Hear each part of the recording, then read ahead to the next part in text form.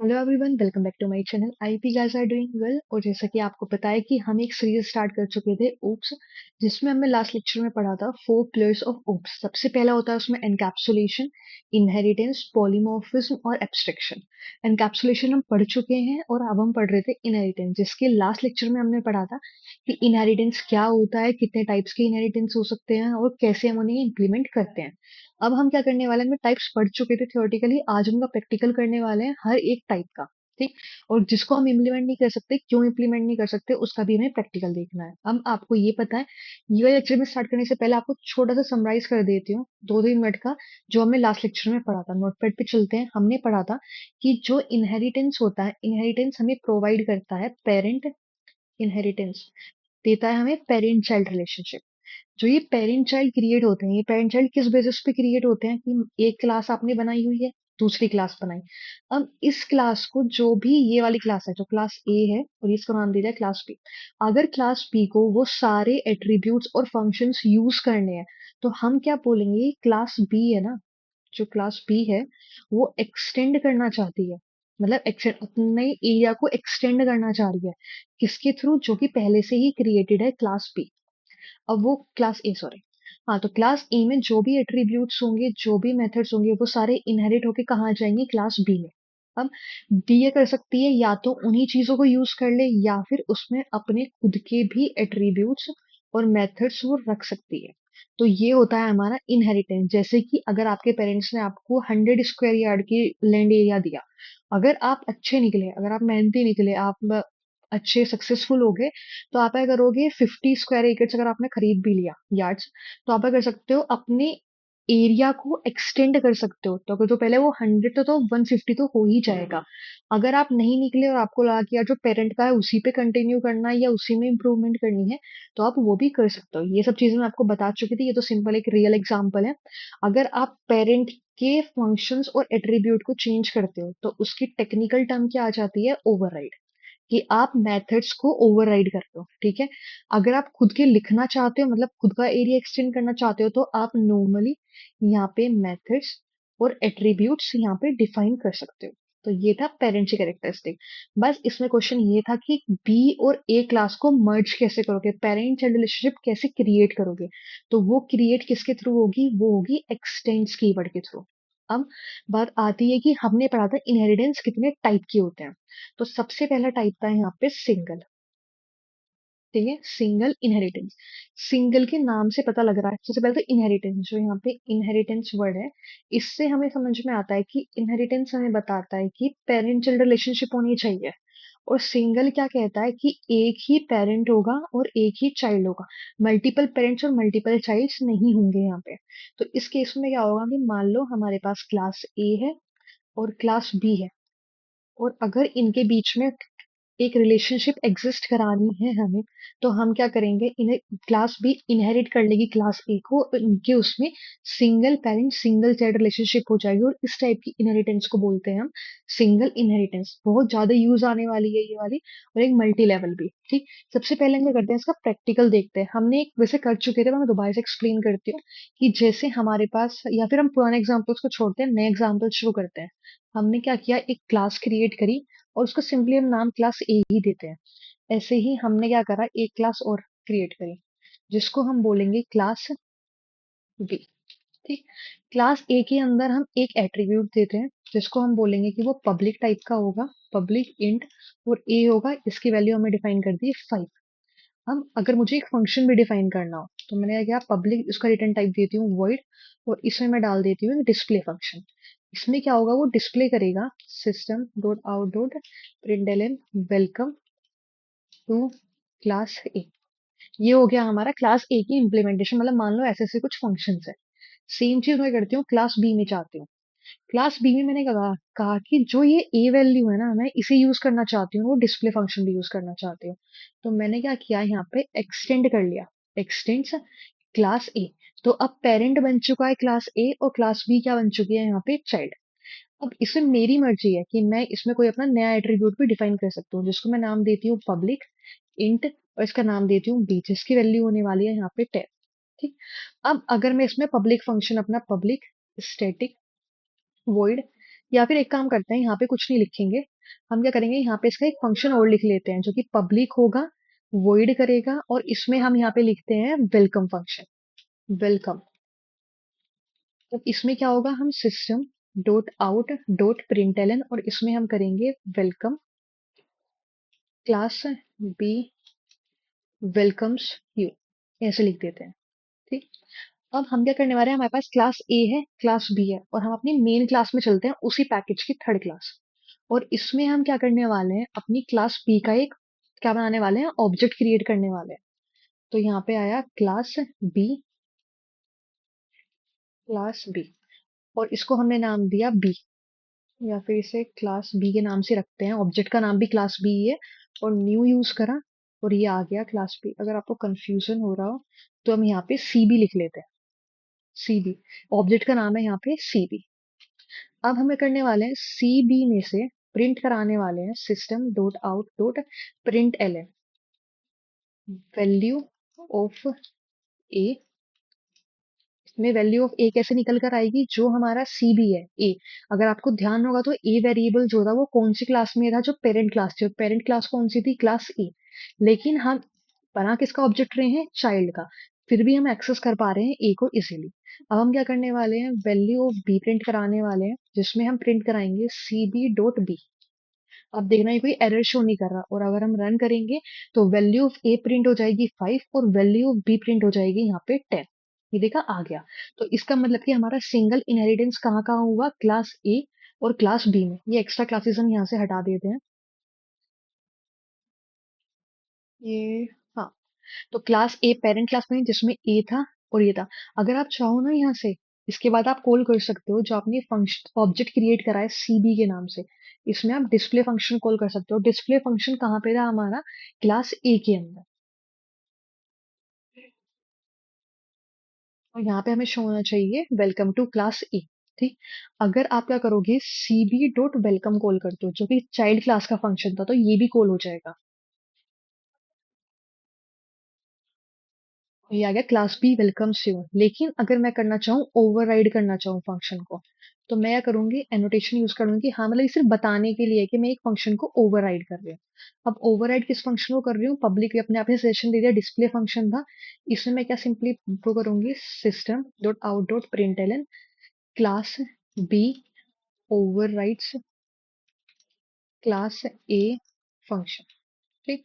अब जब भी आप डिस्प्ले फंक्शन कॉल कर रहे होगे ना, अब मेन क्लास में जो डिस्प्ले फंक्शन कॉल हो रहा है, अब ये किसका हो रहा है, जो हमारा सीबी ने ओवरराइड करा। तो जो ये वेलकम टू क्लास ए लिखा हुआ आ रहा है ना, अब यहाँ लिखा हुआ आने लग जाएगा कि class B overrides the class A function.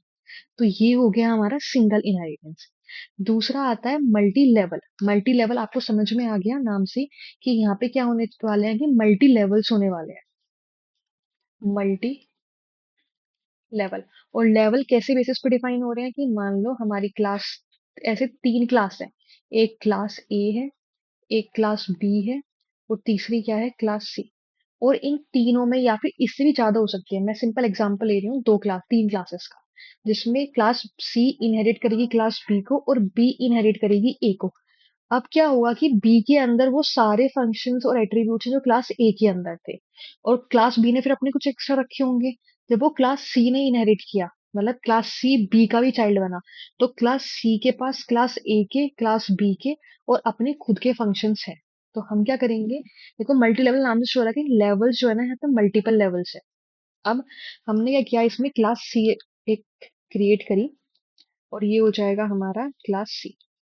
अब क्लास सी किससे इंप्लीमेंट करने वाली है, ये करने वाली है एक्सटेंड क्लास बी को। जब इसने करा तो हम इसमें से खुद के एट्रीब्यूट्स दे देते हैं। एक तो इसके पास होने वाला है पब्लिक इंट सी, सी कितना होने वाला है 15। इसका हम एक फंक्शन लिखने वाले हैं पब्लिक इंट, या फिर वॉइड रखते हैं इसका भी, और यहाँ फंक्शन का नाम देते हैं रिप्रेजेंट, और ये करेगा हमारा क्लास सी को represent. System dot out dot println, और इसमें लिखेंगे दिस, या फिर मैं लिख देती हूँ वेलकम टू क्लास सी। अगर मैं क्या करूँ, मेन उसमें जाऊं, और मेन में जाने के बाद मैं जो ये ऑब्जेक्ट क्रिएट करने वाली हूँ क्लास सी का करने वाली हूँ, C C. Is equals to new keyword use करना पड़ेगा ऑब्जेक्ट क्रिएट करने के लिए, और यहाँ पे आ जाएगा क्लास सी का ऑब्जेक्ट प्रिपेयर हो चुका है। इसके बाद क्या होगा यहाँ पे कि हम सी जो हमने ऑब्जेक्ट बनाया है, आपको ध्यान होगा डिस्प्ले फंक्शन किसके अंदर था, क्लास ए के अंदर था, और फिर क्लास बी ने क्या किया था, उसे ओवरराइड किया था। तो ये कैसे हो सकता है? अभी यहाँ पे क्या आ रहा है हमारे पास, एरर शो हो रही है। एरर किस चीज में? अच्छा, यहाँ पे फंक्शन को हम क्लोज करना भूल गए। अब क्लास इस ध्यान रखना कि क्लास ए में पहले डिस्प्ले फंक्शन था, जब वो क्लास बी ने इनहेरिट करी तो क्लास बी ने किया, उसे ओवरराइड कर दिया। तो अब अगर वो फंक्शन सी के अंदर आया है तो इसका मतलब कि वो जो क्लास बी की इम्प्लीमेंटेशन थी ना, वो होने वाली है। तो यहाँ रिजल्ट आना चाहिए class B overrides class A function, वो आ चुका है। अब अगर मैं अपनी ही क्लास का कोई फंक्शन कॉल करूं जो कि है रिप्रेजेंट, तो ये शो करेगा कि ये रिप्रेजेंट कर रहा है वेलकम टू क्लास सी। तो पहले इसने ओवरराइड करा और फिर आ गया हमारा क्लास सी। अब चाहे तो ये क्लास ए का कैसे, अगर हम क्या करें यहाँ पे, क्लास बी में से अभी इसका ओवरराइड वाली चीजें हटा देते हैं, ये इसने ओवरराइड नहीं किया होता, तो हमारा रिजल्ट कैसे आता, जो हमारा क्लास ए के अंदर था ना वो रिजल्ट आना चाहिए वेलकम टू क्लास ए। ये आ गया ना, welcome to class A, welcome to class B. तो ये है हमारा यहाँ पे मल्टी लेवल इनहेरिटेंस। अब आता है हमारे पास हिराकी। हिराकी मतलब कि हिराकी को पता है कि ऊपर एक है, फिर नीचे दो है, फिर तीन है, ऐसा मतलब वन बाय वन ऐसे इम्प्रूव हो रही है। तो इसमें क्या होगा कि एक ही हमारे पास क्लास होगी, क्लास ए, और इससे क्या कर रहे होंगे, मल्टीपल क्लासेस एक साथ इनहेरिट कर रहे होंगे। जब इसे मल्टीपल ऑब्जेक्ट्स इनहेरिट करेंगे, ये जो मल्टीपल, ये क्लास बी भी इनहेरिट कर रही है क्लास ए को, क्लास सी भी इनहेरिट कर रही है ए को, तो वो क्या कर सकते हैं, क्लास सी सॉरी, हाँ, क्लास सी भी किसको इनहेरिट कर रही है, ए को, तो बी के पास भी ए के फंक्शन है, सी के पास भी ए के फंक्शन है, और इनके पास खुद के फंक्शन है। तो ये तो और भी सिंपल हो गया रिप्रेजेंट करना। हम क्या करेंगे, क्लास ए को मेन रखते हैं जो कि पेरेंट होने वाला है। सबसे पहले इसकी चाइल्ड रिलेशनशिप एग्जिस्ट होगी क्लास बी के साथ, जो कि पहले से ही है। अब हमें करते हैं क्लास सी में क्लास बी ना करके अब कर देते हैं क्लास ए। तो अब क्या होने वाला है कि ये हमारे हो गए फंक्शंस। तो अगर हम इसका डायग्राम बनाएं, तो डायग्राम किस तरीके से है कि जो हमारी क्लास ए है उसके पास क्या है, एक int a is equals to 5 value है, और यहाँ पे एक फंक्शन है डिस्प्ले। इसको किसने इनहेरिट करा है, सबसे पहले इसको इनहेरिट करा है क्लास बी ने, क्लास बी, जिसके पास क्या क्या फंक्शन है, एक तो उसके पास int B is equals to कितना है 10, उसके पास खुद का फंक्शन कौन सा है, वेलकम, और इसको एक ने इनहेरिट करा है जो कि है हमारी क्लास सी। इसके पास एट्रीब्यूट कौन सा है, int c is equals to 15, और इसका फंक्शन है रिप्रेजेंट। अब चाहे तो क्लास बी ओवरराइड कर सकती है डिस्प्ले फंक्शन को, क्लास सी चाहे तो वो भी रिप्लेस कर सकती है, ओवरराइड कर सकती है डिस्प्ले फंक्शन को। इसे ही हम करके देखते हैं। अब इन दोनों का आपस में कोई रिलेशन नहीं होने वाला, ये दोनों एक दूसरे से आइसोलेट है, इनका कोई दूसरे से लेना देना नहीं है, इनको सिर्फ रिलेशनशिप एग्जिस्ट करती है ए के साथ, और इसकी भी सब एग्जिस्ट करती है ए के साथ। अब अगर मैं क्या करती हूँ यहाँ पे, पहले मैंने मेन फंक्शन में गई और मैंने सी का ऑब्जेक्ट करा, क्लास सी का ऑब्जेक्ट क्रिएट करा, और उसमें मैंने डिस्प्ले फंक्शन कॉल कर लिया, वो हमारा हो गया। अब वहीं अगर मैं क्लास बी बनाती हूँ, क्लास बी, सी बी, और ये बनेगा हमारा न्यू क्लास बी, और इसके अंदर भी क्या होगा, हमारे पास डिस्प्ले फंक्शन होगा। क्यों? क्योंकि ये भी हमारा किसको इनहेरिट कर रहा है, क्लास ए को। तो दोनों का आउटपुट क्या आने वाला है, सेम, जबकि दोनों में वो फंक्शन नहीं है, तो क्यों एक्सेस हो पा रहे हैं, अपने पेरेंट की वजह से। अब अगर मैं चाहूं कि मैं सी क्लास में से रिप्रेजेंट वाला, जो कि रिप्रेजेंट किसके अंदर है, सॉरी वेलकम वाला, वेलकम किसके अंदर है फंक्शन, क्लास बी के अंदर, क्लास बी के अंदर कौन सा है हमारा, वेलकम। लेकिन ये क्या दिखा रहा है यहाँ पे, एरर शो कर रहा है। क्यों शो कर रहा है, क्योंकि वो आपस में कोई रिलेशनशिप एग्जिस्ट ही नहीं करती, तो वो उसकी फंक्शंस को, मेथड्स को या एट्रीब्यूट्स को एक्सेस नहीं कर सकता। ऐसे ही अगर हमारी क्लास बी एक्सेस करना चाहे रिप्रेजेंट फंक्शन को, तो वो भी नहीं कर सकती। लेकिन वहीं अगर मैं क्या कर दूं यहाँ पे, इसको तो रिप्रेजेंट कर दूं, जिसका खुद का फंक्शन है, और यहाँ पे क्या रिप्रेजेंट कर दूं, यहाँ पे वेलकम। तो ये है हमारा क्लास बी का। अब ये अपने अपने फंक्शंस कॉल कर लेंगे और अपने पेरेंट के फंक्शन कॉल कर लेंगी, जैसे वेलकम टू क्लास ए, फिर क्लास सी, फिर क्लास ए और क्लास बी वेलकम्स यू। तो ये हो गया हमारा हिरार्किकल इनहेरिटेंस। अब आता है हमारे पास मल्टीपल इनहेरिटेंस। मल्टीपल इनहेरिटेंस बिल्कुल उल्टा हो गया हिरार्की का, कि मल्टीपल क्या होंगे, मल्टीपल पेरेंट्स होंगे, क्लास बी या क्लास सी कुछ भी मान लो, कितने भी मान लो, और ये कौन इनहेरिट कर रहा है? एक सिंगल क्लास इनहेरिट कर रही है। तो ये जावा क्यों अलाउ नहीं करता? ये जावा इसलिए अलाउ नहीं करता, जैसे अब चलते हैं हम अपने कोड पे, और हमने क्या किया, क्लास ए रखा अलग, ठीक है, जिसके अंदर डिस्प्ले फंक्शन है, और क्लास बी के अंदर भी हम क्या कर देते हैं, पहले तो इसे अलग हटाते हैं, ये किसी को एक्सटेंड नहीं करती है क्लास बी, और इसके अंदर भी हमने क्या कर दिया, डिस्प्ले फंक्शन लिख दिया, दी होगा डिस्प्ले। अब क्लास सी क्या कर रही है, इनहेरिट कर रही है क्लास ए को भी और क्लास बी को भी, ठीक। तो हम मल्टीपल क्लासेस कैसे इनहेरिट कर सकते हैं, कोमा लगाकर।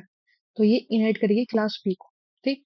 ये हो गया, लेकिन देखो इसने एरर देनी शुरू कर दी, क्यों? अगर आप इसे होवर करोगे तो class can not extend multiple classes, क्यों नहीं कर सकती? अगर आप इसका ऑब्जेक्ट क्रिएट करते, अगर आप क्लास सी का ऑब्जेक्ट क्रिएट करते और किस फंक्शन को कॉल करते, डिस्प्ले को, तो वो कंफ्यूज हो जाता कि उसे क्लास ए का डिस्प्ले फंक्शन कॉल करना है या क्लास बी का करना है, क्योंकि इसके पास तो अपना डिस्प्ले फंक्शन है नहीं। तो ये अपने पेरेंट्स के पास जाएगा, पेरेंट्स की क्लासेस में सर्च करेगा, क्या तुम्हारे पास डिस्प्ले फंक्शन है? अब मल्टीपल पेरेंट्स बोलेंगे कि नहीं, मेरा ले लो, मेरा ले लो, तो आप खुद कंफ्यूज होगे ना कि यार किस कौन से पेरेंट का मैं डेटा शो करूं। तो इसलिए हमारा ये जो है, ये मल्टीपल इनहेरिटेंस अप्रूव नहीं करता हमारा जावा।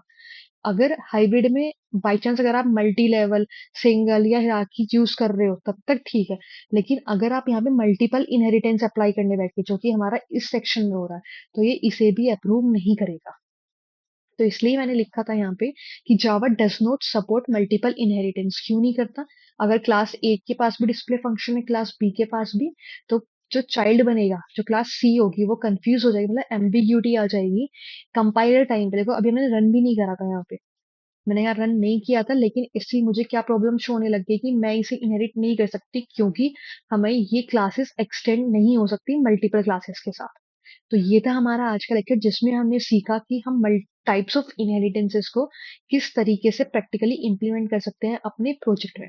जब हम कोई कोई रियल वर्ल्ड एग्जांपल पे ट्राई करेंगे ना इनहेरिटेंस, तो आपको इजीली समझ में आ जाएगा। ये हम सब चीजें करेंगे जब हमारी प्लेलिस्ट एंड हो जाएगी ना, उसके बाद। अब नेक्स्ट वीडियो के लिए रेडी रहना, जिसमें हम करने वाले हैं discuss third pillar of OOPs, जो कि है एब्स्ट्रैक्शन। सबसे इंपॉर्टेंट है इनहेरिटेंस का, अगर सबसे कोई इंपॉर्टेंट है तो वो है एब्स्ट्रैक्शन। और हमारे दो टॉपिक बचते हैं, एब्स्ट्रैक्शन और पॉलीमॉर्फिज्म, और दोनों ही बहुत इंपॉर्टेंट है तो खैर चारों ही पिलर्स, लेकिन इनहेरिटेंस और एनकैप्सुलेशन थोड़ा सा इजी है इन दोनों कंपैरिजन में, या फिर जो आप पढ़ लेते हो वो आपको इजी लगता ही लगता है, ठीक है। तो मिलते हैं नेक्स्ट वीडियो में, छोटा सा पार्ट बचा है बस, ठीक है, उन्हें कवर कर लेंगे हम आराम से। तब तक प्रैक्टिस करते रहो, और अगर आपको ये इन्फॉर्मेटिव लगती हो लेक्चर्स वीडियो सारे के सारे, तो please do like share and subscribe this channel. थोड़ा मोटिवेशन मुझे भी मिलता है कि हाँ, मुझे आपके लिए new content, proper explanation notes के साथ लेके आना है, जिससे आपको थोड़ा सा स्ट्रगल कम करना पड़े चीजों को फिगर आउट करने में, ठीक। तो मिलते हैं नेक्स्ट वीडियो में एक नए टॉपिक के साथ, जो कि होगा हमारा एब्स्ट्रैक्शन। Bye bye.